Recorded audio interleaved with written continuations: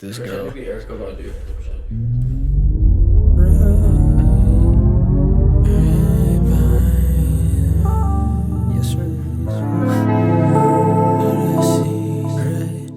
Hey guys, we're gonna be doing an iPhone vlog today. Tomorrow, it's kind of like a spur of the moment. We're gonna be going to Baja for Thanksgiving. Couldn't go for my birthday. Might as well just go for my birthday. Might as well just go for Thanksgiving. Took my bike out to McCain just because I needed to get out there, do a little bit of riding last week. Put her away. I guess a little dirty. There's minimal dust out there. I'm gonna go through, tighten these spokes.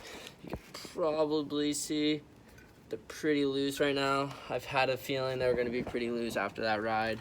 Go through, make sure, backlighting's terrible. Make sure everything's all dialed in. Check the air filter, make sure everything's good with that. It's gonna be raining, like probably pretty heavy out in Mexico. Definitely gonna need a new front tire after this trip. My front tire is pretty gross. I'll just give you guys a little show of that. I got a little bit more tread than I feel. Back tire's pretty much brand new. Check the oil, make sure all the bolts are tight. Yeah, I'll catch back up to you guys when I start getting everything all situated.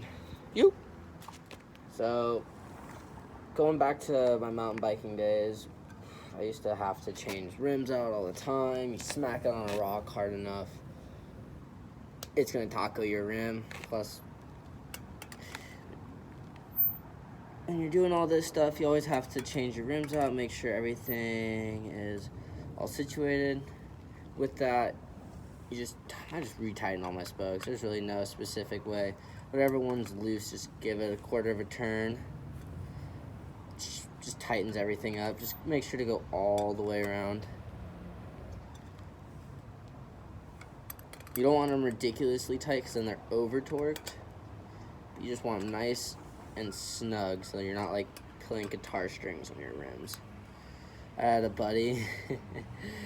He always liked his spokes loose, I guess, on his mountain bike.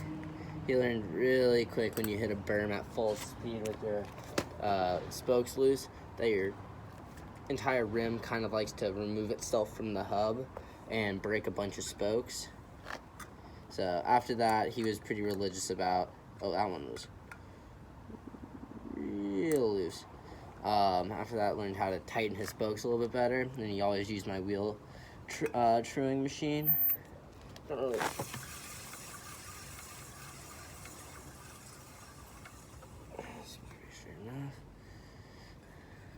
These are like Japanese rims, so obviously there's always going to be a little bit of a wobble in them. You can't really ever get these things fully straight. At least the guys over at Kataki Motorcycle or whatever, not a plug. They're alright. They're old school dudes. They work. They're cool, I guess. I don't know. They screwed up one time on my rims, and then they're like, "Oh, you must have done it wrong." And I'm like, "No, I'm pretty sure I know how to swap over rims to the same hub. It's not that hard. You just use the swing method, where you put a rim on top of the other rim, and just basically wherever that spoke goes on that rim, you put it on the other rim on the exact same spot. So you're basically just swinging over the hub into the new rim." And he's like, "No, spokes on these Hondas, spokes are longer on one side versus the other, so you must have put it backwards." I'm like, "No, they're the same size." We had a whole discussion about it, and then he's like, "All right, fine, let me look it up." Looks it up and then apologizes to me. And is like, "No, you're right. It's the same exact size, blah, blah, blah. You did it right." And I'm like, "Right? I know what I'm doing." More or less. No expert.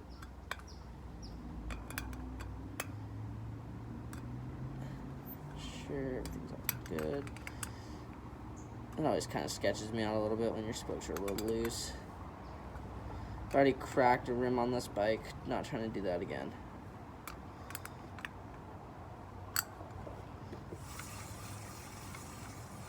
way straighter.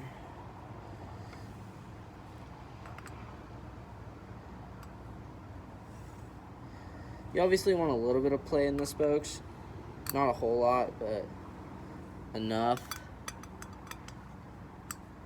Just because your spokes are still a little bit more, like, give a little bit of give to the motorcycle, you know? So, like, say you hit a rock really hard, and your suspension's working, so are your spokes. Your spokes are kind of a in-sense suspension, or acts as a little bit of a brake. It's just for vibration and stuff, as well as holding your wheel steady. But I've had spokes break, and you're just like, ugh. Actually, no, it wasn't a spoke. It was a nipple.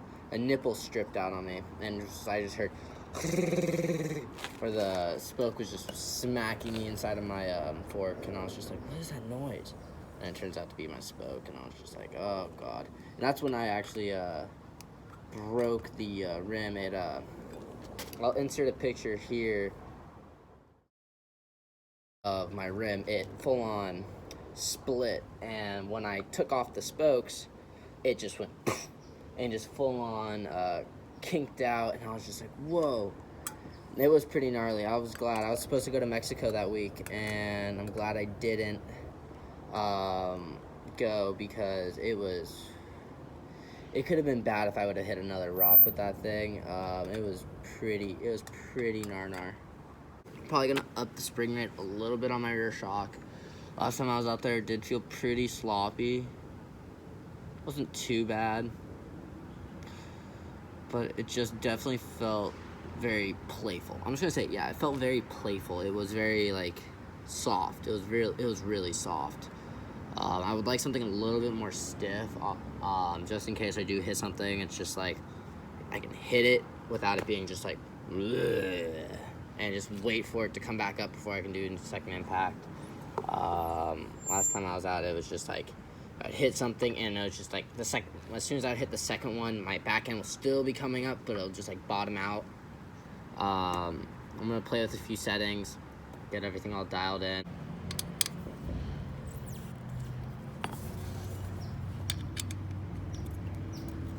Ooh. Oh yeah.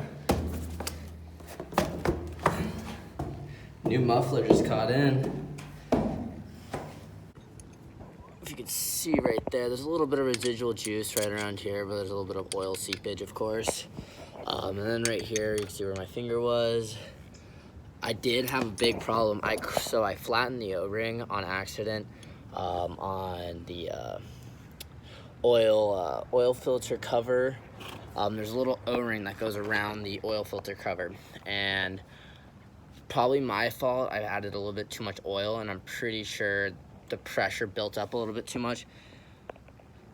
I don't know. It probably flattened the O-ring, or I don't know how it happens, but it just ends up flattening. Could be a fault by the manufacturer, but you never know. And also, make sure you always have the clutch cable lubed up. It's always nice to have. We always put some dry lube down in there and make sure everything doesn't get stuck. Other than that, everything so far is pretty much torqued down. I'm gonna learn how to go through the suspension on my bike. I'm gonna change out the oil, just because it's always good to change out your oil every 2 seasons, or maybe even every season, depending on how much you ride. This oil, I got my suspension revalved by M&M like about 2 seasons ago, for my weight and how I wanted to be riding. And so far, I have absolutely no complaints. They did a fantastic job with it. Let's don't want to over torque these. I think it's an 8 mil. So far they did a really fantastic job with it. Yeah, it's an 8 mil. There we go. Oh, that guy was a little loose. Yeah, now you can tell why there's a little bit of oil seepage coming out of that. Everything else looks pretty tight, as you see. Low miles, pretty much. There's hardly any wear on this thing, even though there's a lot of miles on this bike. I ride this bike a lot. Thing is in pristine condition. I take very good care of it. I make sure everything is proper on this bike. Probably need to get new grips here pretty soon. These guys are pretty wearing. That's how they should look. We just put these on my dad's bike. As you can tell from one of our last videos, Barkbusters make it look very mean. But I need some new grips. His bike hauls. It's a pretty quick bike. It's a 525. It's a 400. But definitely, that clutch is so nice. It's so light, so easy. Always keep your clutch lubed. Don't want that thing being dry. It's gonna suck. Everything, make sure everything's pretty situated. Get her all started up. Get some gas running through her. Catch back up. Get her all started up. Get some gas, get some heat through the motor.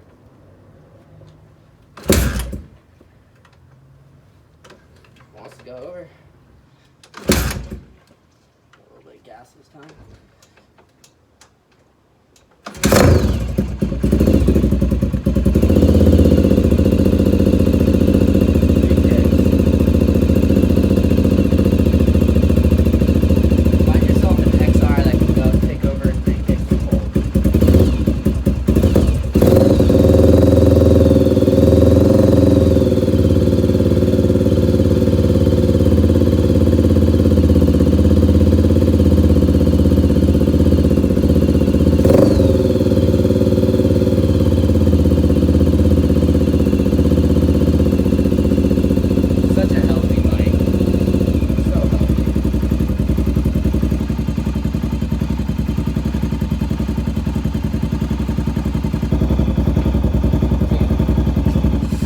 Mint, absolutely mint.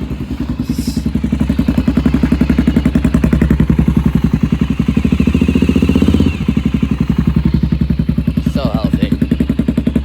So cold a little bit. We're gonna put a little bit of grease on the chain, get it all looped up.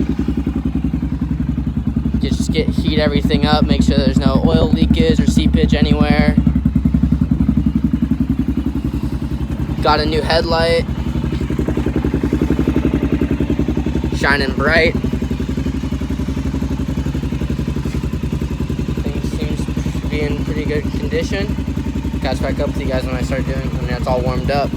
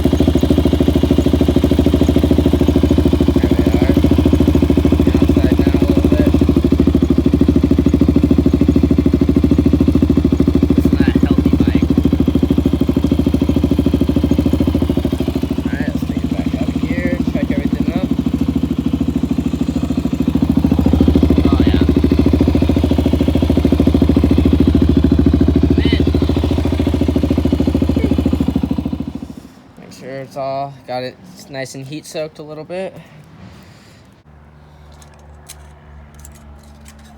That's what I like about these bikes. They have it straight in the frame.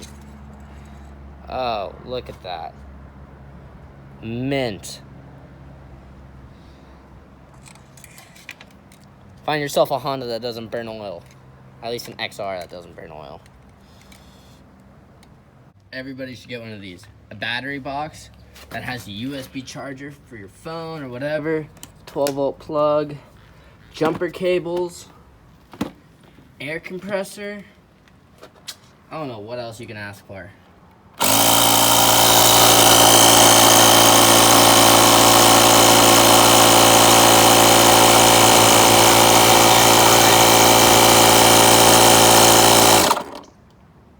Gotta get that road pressure. Here we go.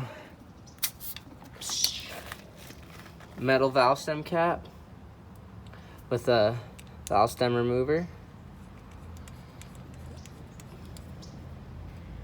Mint.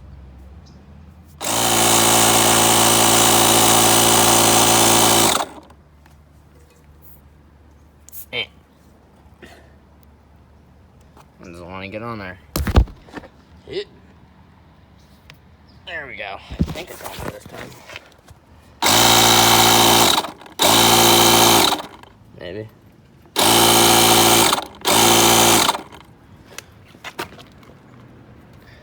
Oh yeah, nice and tough. Hard tire.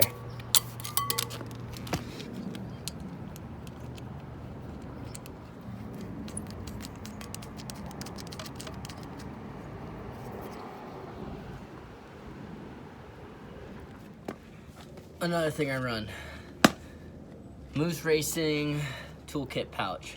Put it on your front fender. Don't have to really worry about too many things. Fits right on there.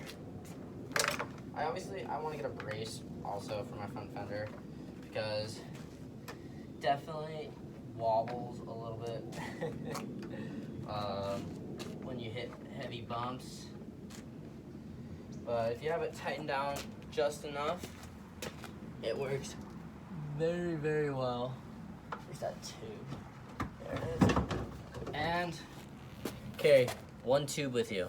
I always carry a front, because you can put a front and a rear, and you can put a front and a front, and it works very well.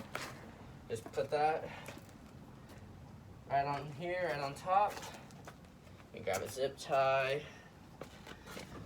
You always want to secure the bag to your fender.